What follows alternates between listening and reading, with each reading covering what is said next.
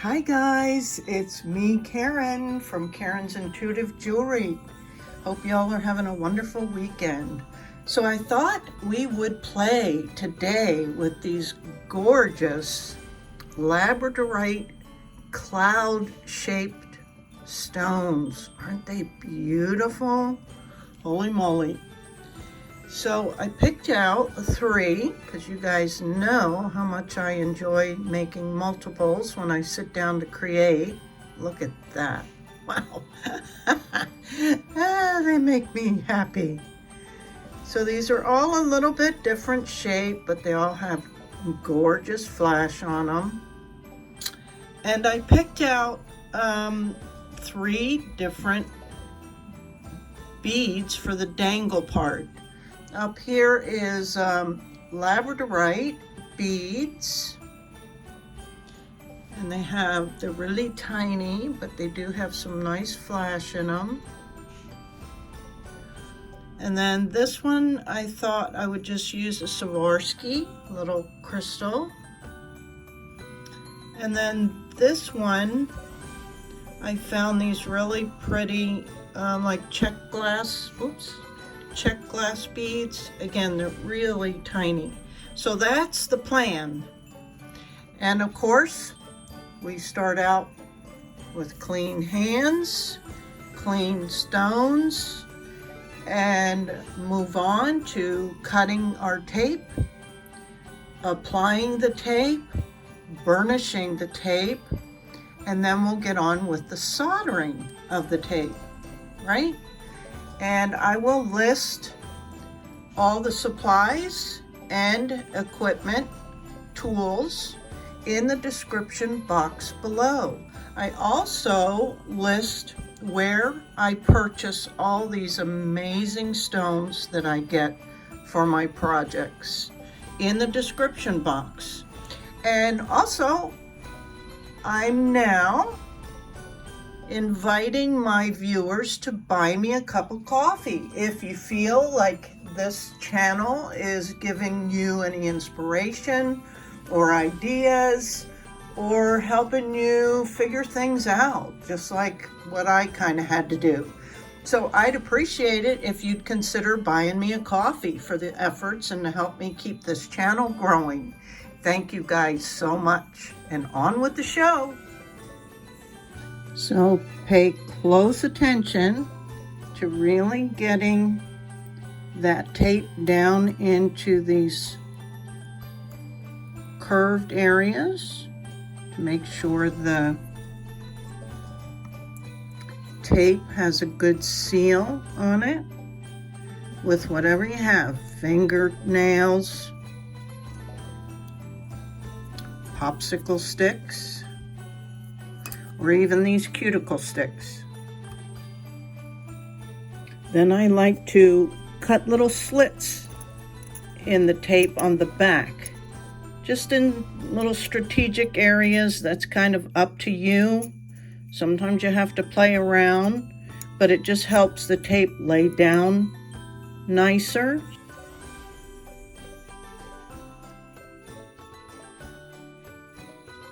Now on this next one, I kind of decided I'm going to use a little zigzag edge.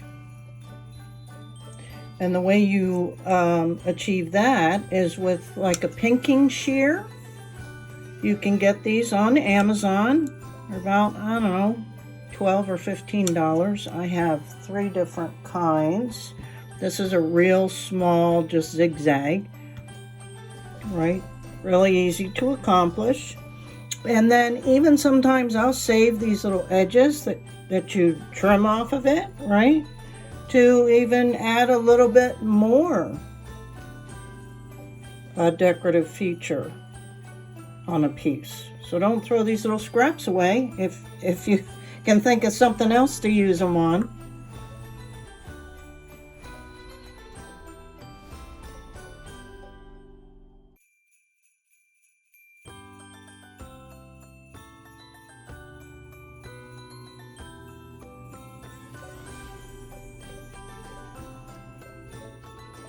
So for this one, I decided to use this chain And a little tip I'd give you is, a lot of times when we're attaching a jump ring, we're attaching the open end. Of course, if we're not, adding anything to it, we're usually attaching the open end to the piece so it doesn't, come open. But in this particular situation, we're going to be adding the chain. So before you do anything, because now it's going to be with the open end down or available for attachment, make sure that your chain fits, right? Because I've done that before where I got everything up there and then my intended piece didn't fit on the jump ring. So just a little tidbit. So I'm going to use these size jump rings, which I believe is a 6mm, and this chain length, okay?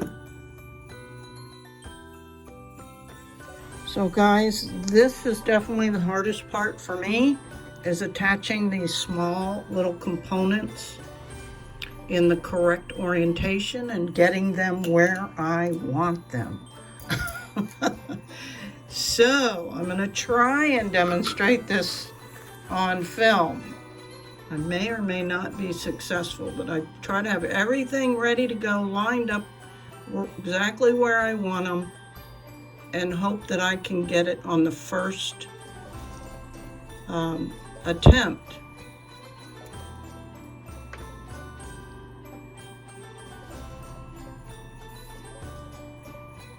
Let it melt on there. I'll hold it till it cools, and then it's easy to test. So it looks like I did it. Yay! Okay, I'm gonna move on. Now that I got the jump rings on, I made this little bail out of 16 gauge tinned copper wire. This may be from wirejewelry.com, but I purchased it through Amazon. And y'all ask a lot of the times about where I get my supplies. It's in the description box below the video. And I think I even state that I get like 99% of these supplies, from jump rings to chain to tape to the actual solder and soldering iron, came from Amazon.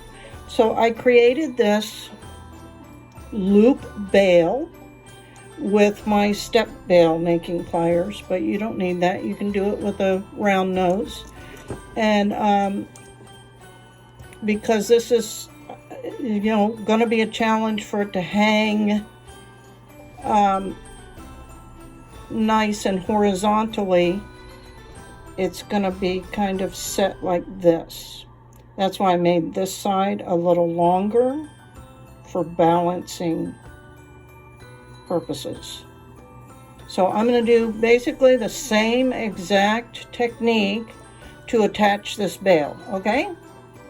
I also wanted to mention that I hammered these down a little flatter so that there won't be a big lump, right? So that's just another little pro tip from a non-pro. Anyway, on with the show. So before moving on, after I attached the bail, I wanted to just make sure that this would hang right, if you know what I mean. So I'm happy with that. Now I'm going to move on to the attaching of the dangles, okay?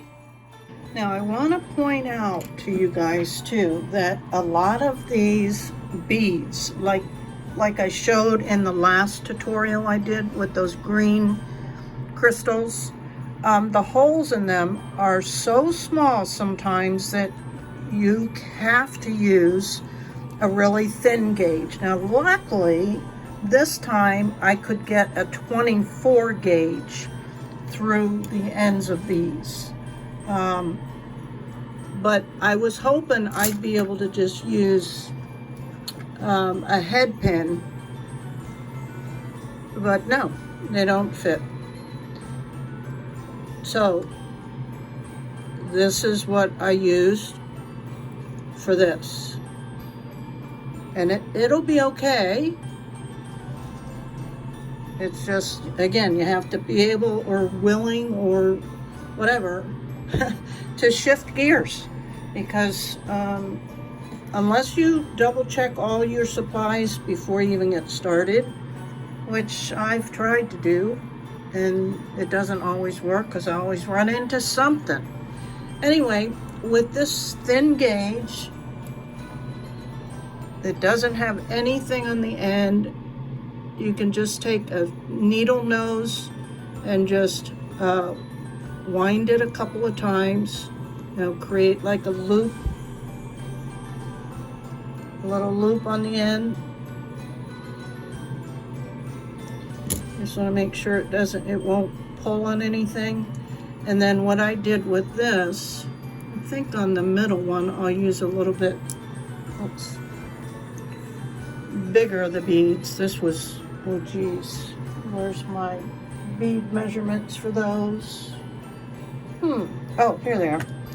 This was a 2 millimeter. I think I'm going to try a 3 millimeter for the center one, because this bead is also a little bit longer. Anyway, I did the curl on the end. You can put a bead on that will also kind of protect things. String your bead on. And then we're going to do just like a little wire wrapped loop on the end. I may put a link or two of chain on there just to give me something to put on to, okay? And here is the finished 3 products. Aren't they lovely? I'm really, really happy with how they turned out. And I'll give you a little bit of details of each one. So this first one that I did, I used the Labradorite cylinder, I guess, faceted beads. Isn't it pretty? Look at the flash on that. I added some little decorative beads around the piece as well. Kept the back kind of simple. As you can see, that flash goes all the way through. So I just think this is gorgeous. And then the second one I did was this one with the green stones. These are just crystal, like a check glass, but they're also faceted. But that turned out pretty too. Now this was the one I put the zigzag border on, but and I kept it for around most of the piece, but then added some beads at the top. So I think those beads really match that pretty too. And again, I kept the back simple.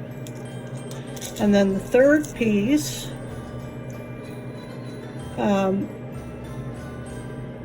I actually used the leftover zigzag for a few areas, but they kind of got covered up with the beads, which is fine. I was just experimenting, and when the beads went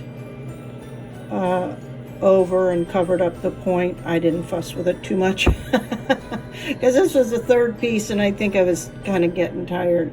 But this one, I just put the little rainbow faceted beads. These are Swarovski on this. So I think all 3 of them, simple back again, but I think all 3 came out fabulous. So I'm going to put these in the shop, and just in time for Christmas. Unless, of course, any of you want them, you can always reach out to me. All of these are originally for purchase. I have a little system where they start on my Facebook page, but maybe I should start them off here. But y'all have never asked for any, so I typically put them on Facebook. then, excuse me, if they don't sell in a few days or by the time I'm ready to make a delivery, I take them to one of 2 shops, local shops that I'm in, and let them run their course a month or 2 at a time with those shops. And if they still don't sell and they end up coming back to me, then they go up on Etsy. So it's typically at least 3 months before these pieces go up on Etsy. But of course, like I said, if you all are interested in purchasing any of the pieces you see, please reach out to me and we can make arrangements before they go anywhere. I'd love for you guys to have a piece of my stuff. But anyway, okay, I love these. And I hope you enjoyed it too. Till next time, bye guys.